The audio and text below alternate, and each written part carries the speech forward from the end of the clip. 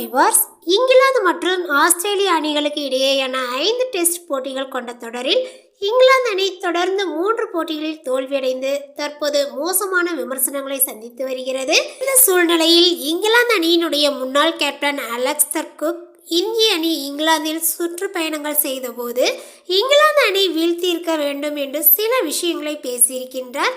இந்திய அணி கடந்த சில மாதங்களுக்கு முன்பாக இங்கிலாந்தில் சுற்றுப்பயணம் செய்து விளையாடிய போது 2-2 என்ற கணக்கில் டெஸ்ட் தொடரை டிரா செய்தது.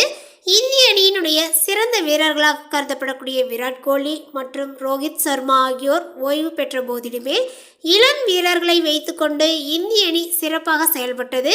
இந்திய அணியினுடைய கேப்டன் சுப்மன் கில் பேட்டிங்கில் ரொம்ப சிறப்பான ஆட்டத்தை வெளிப்படுத்தினார். இந்த சூழ்நிலையில் தற்போது இங்கிலாந்து அணி ஆஷஸ் தொடரை இழந்திருக்கக்கூடிய நிலையில் முன்னாள் கேப்டன் அலெக்சர் குக் பலம் இல்லாத இந்திய அணியை இங்கிலாந்து அணி ஜெயிக்காத போதே அதன் தரம் என்னவென்று தெரிகிறது என்று சில விமர்சனங்களை முன்வைக்கின்றார். அதேபோல் இது குறித்து அவர் சொல்லும் போது என்னன்னா, இந்த இங்கிலாந்து சர்வதேச கிரிக்கெட் அணிக்கும் உள்ளூர் இங்கிலாந்து கவுண்டி அணிக்கும் மிகப்பெரிய இடைவெளி ஏற்பட்டுள்ளது. அதை நிவர்த்தி செய்ய வேண்டிய கட்டாயத்தில் இங்கிலாந்து அணி உள்ளது. கவுண்டி கிரிக்கெட்டில் ரன்கள் அல்லது விக்கெட்டுகள் வீழ்த்தினால் இங்கிலாந்து டெஸ்ட் அணிக்குள் நுழைவதற்கு ஒரு பாதையாக இருக்கும் அப்படிங்கிற மாதிரி சொல்லியிருக்கிறாரு. எனவே இங்கிலாந்து அணி இந்த வேலையை நிச்சயமாக செய்ய வேண்டும்.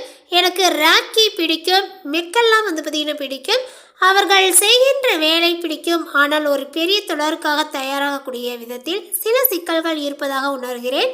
இந்தியாவை பற்றி பேசுகிறோம். இங்கிலாந்து அணி இங்கே அவங்கள ட்ரா பண்ணாங்க. ஆனால் சொந்த மண்ணில் இந்திய அணியை தென்னாப்பிரிக்க அணி தோற்கடித்தது. அதனால் இந்திய அணியும் தற்போது நல்ல அணி கிடையாது. இந்த யதார்த்தம் இப்போது இங்கிலாந்து டெஸ்ட் அணியை தாக்கிவிட்டது என்று பேசியிருக்கின்றார். இந்த தகவலை பற்றி நீங்கள் என்ன நினைக்கிறீங்க? உங்களுடைய கருத்துக்கள் என்னங்கிறத நோட்டிஃபிகேஷனில் போடுங்க. மேலும் இது போன்ற பல சுவாரஸ்யமான புதிய தகவலுடன் அடுத்த ஒரு வீடியோவில் சந்திக்கலாம். தேங்க்யூ.